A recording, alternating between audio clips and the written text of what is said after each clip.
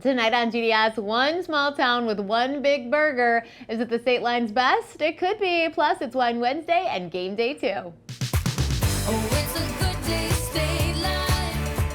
Hi and welcome to Good Day State Line. Thanks so much for being here with us tonight. It is Wednesday, July 20th. It's National Moon Day. You know, it's the day we landed on the moon for the first time in 1969, which is why our Good Day calendar task today is to look at the moon. Maybe you had a rough work day and you need to feel accomplished.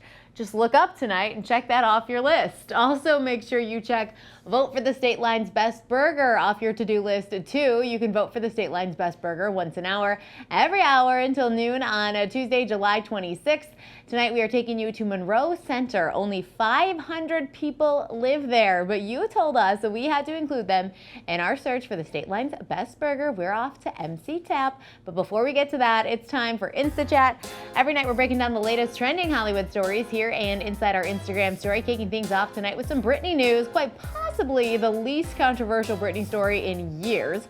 She recently posted a video on her Instagram page that's getting a lot of attention because she's singing in it. We forget sometimes.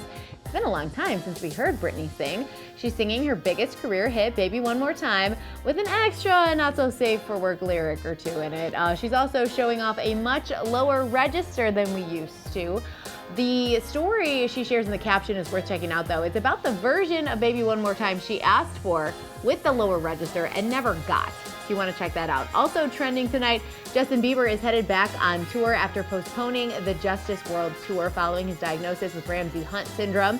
He announced yesterday that the tour will resume in Italy on July 31st. The rest of the international dates will remain as they were originally scheduled, and that the rescheduled U.S. dates will be announced soon. We haven't directly heard from Justin recently, but one of his BFFs, Usher, told Extra this week that Justin is doing great.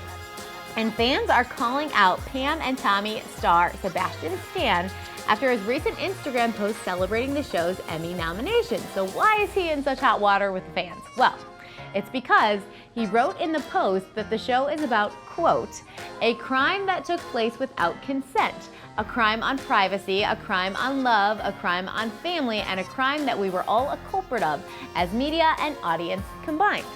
So why is this a problem? Because the series was made without consent from Pamela Anderson.